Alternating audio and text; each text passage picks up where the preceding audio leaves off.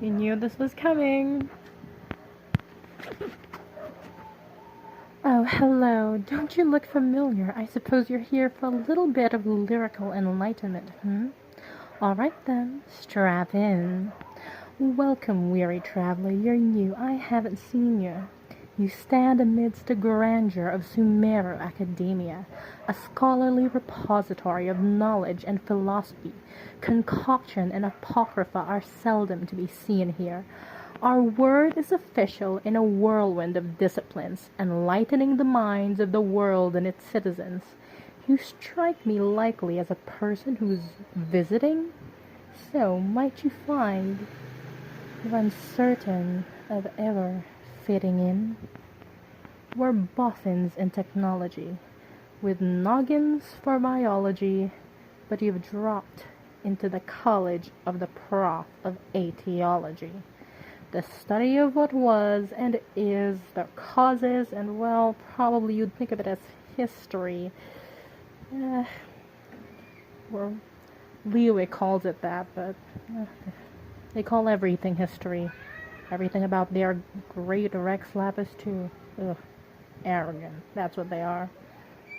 Anyway, so honored be the Sumeru to summarize events for a quick initiation to equip you for adventure.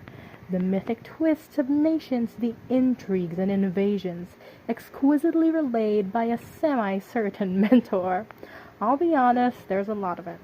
And though we're never wrong, there's a reason no one's ever tried to show it in a song. Whilst musicians of tradition throughout the kingdom might prefer ballads, specifically of the Mondstadt variety, but when I'm spitting wisdom, you should forgive a little word salad. Right? Here goes then. I'll start with the easy stuff. Well, easy-ish.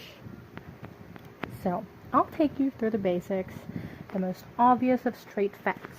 You've landed in the land known as the continent of Tevat. It's made of 7 nations. There's Natlan, Fontaine, Sumeru, Inazuma, Snezhnaya, Liwe, and Mondstadt. Now, don't get overwhelmed. There's a plethora of realms. Elemental, light. Don't think too much about that one. The abyssal, void. They know more about it in Honkai Star Rail. Don't ask me about that one. And the human, where we dwell. But don't think of them as places. They all take up the same space. It's more like layers in a self-replacing cake. Is it silly? The cake is filled with daily courants. No, the elemental kind. There's light and dark respectively, but ours are called ley lines. We are quite literally the capital of ley lines. We have Irminsul. Well, except the parts that rotted or froze.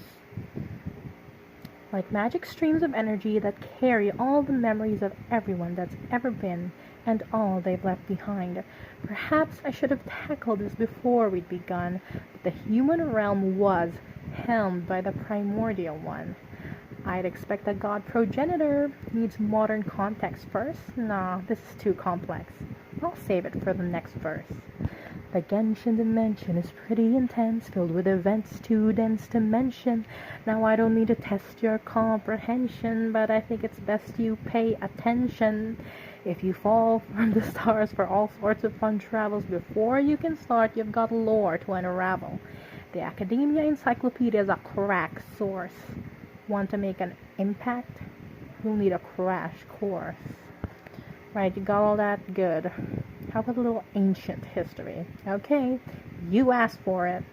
So many millennia ago, there was the sovereigns, dragon lords, the all-powerful sort, just sort of hovering about, all 7 with the territory embellished by their presence with their elemental offerings. You want to hear specifics? Well, we haven't got the time. Some other dude does. His name's Jean-Lee. Ask him about it. Though, he might lie. But each nation's god has got their own impact on their climes. There's cryo, pyro, hydro, dendro, electro, geo, animo. Really convenient that they all happen to rhyme. Is it convenient? Or is it golden? A golden coincidence? For she who is the gold of the rhyme. Then obviously enters the primordial one, the progenitor I mentioned, and a war has begun. The primordial one fought the lords of dragons, and when all said and done, the primordial, well, he won. At what cost? The old world ends and a new begins, which the god made fit to have humans in. And though peace and prosperity were brief, we can generally agree that the human realm is quite a useful thing. Disagreements in the comments. An addendum I should mention. There were sisters in the moon. Only one of them was canon. But I'm pretty sure it's true. They lived in a lunar palace where they kept the stars in balance. And the people called the Seelie rose to relevancy too.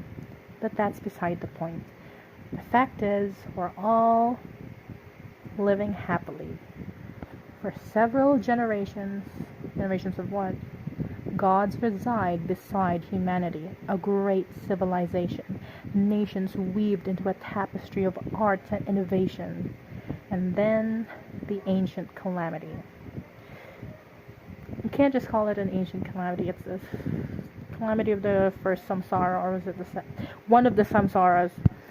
The universe did just get a rebirth, but it soon laid waste to the heavens and the earth. And the second who came, yes, I swear that's their name, suddenly entered the game, and well, the records are regretfully meh. What happened next? We're not actually sure. They were far too busy dying to keep track of the score. Someone did, though. Someone was keeping very tidy scores. But they won't tell you. Anyway, the Moon Sisters eclipsed and the Seelie were whisked, and let's just take a break for the chorus and come back for the next war.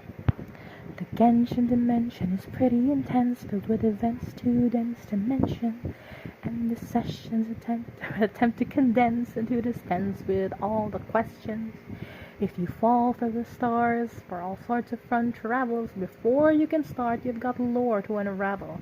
The Academia Encyclopedia is a crash course. Want to make an impact? You'll need a crash course. Oh, you're still here? People don't normally make it this far. I thought you might have switched for a different video by now. During the second chorus. Or is it the second horse? Food for thought. Listen up, it's time to learn about the Archon War. Archon or Hourcon?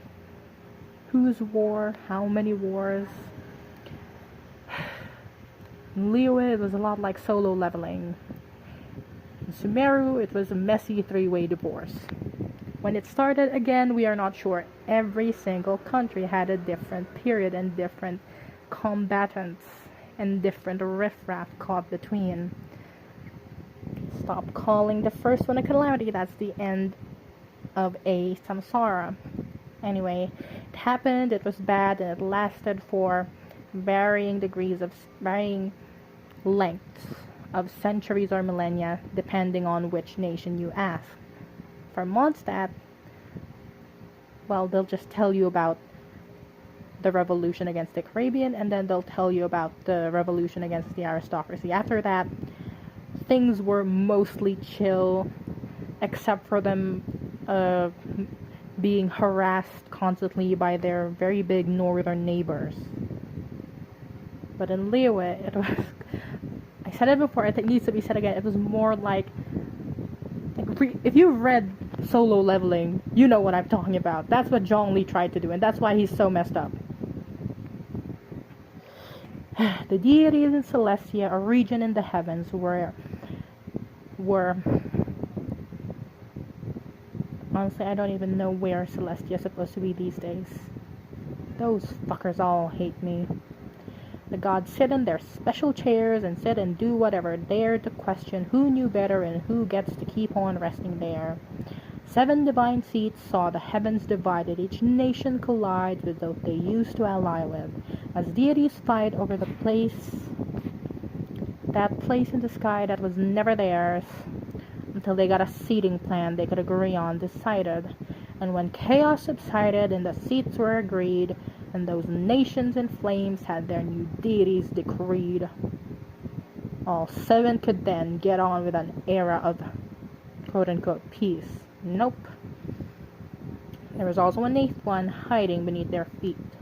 Yes, Conria was underground and hidden from the gods, or so they thought. Which, as you can imagine, well, they didn't like a lot. Who's they? Who was culpable? Conria had sinners, and not all of the Archons personally participated. Some were busy defending the motherfucking ley lines. And some, who were never meant to fight, were forced to leave their own homeland in its greatest time of need, just for Celestia to send them out to die. Smote them for their vanity, now known as the Cataclysm, which backfired quite spectacularly. Well, what are the odds?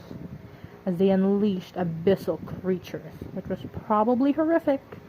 Definitely horrific, we have the receipts. But then again, when being eaten, no one documents the specifics. I beg to differ, someone did, you just haven't played enough of the game. So better not to dwell, because it's plainly depressing. Another half millennia, and hey, it's the present.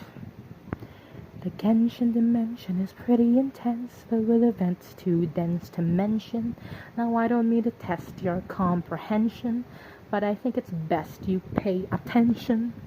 And this session's intent to attempt to condense and to dispense with all the questions, to make a little sense and help retention, a melody to prep you for ascension. If you fall from the stars for all sorts of fun travels, before you can start, you've got lore to unravel. Not all of it though. Don't try to know it all. Don't try to have it all. Someone else tried that. His name was Deshret, and look what he got in return. The Academia Encyclopedia is a crack source. Want to make what kind of impact? A first impact? A second impact? A third impact? A fourth? You'll need what kind of crash course? Want to fight gods? Well, before your destiny, you're gonna have to battle with some lore complexities. Again, not all of them, just some. You can master magic or amass a great attack force. But if you want to make any kind of impact, you'll need a crash course. There you go. We're done. A complete and thorough history of the land of Teyvat. Just one continent. Not even all of that continent. Nothing about that place that's not connected by land to the main continent, or the space that separates it. Everything you could ever need to know, though I did neglect to mention the Nocius. Some people say they're chess pieces, some people say they're Descender cooties. The Vision Wielders, the Fatui and the Abyss Order, at least one or two other types of... Do not get me started on the types of dragons. We have a whole nation and a whole year to explain dragons. I'm not going to get into it. Just play the game or don't. There's a lot. You'll either figure it out or you'll refuse to dignify its existence. It's stressful, isn't it? Trying to keep track of all this stuff. Making Genshin great again and again and again. It takes a toll. Look at me. I'm only 29.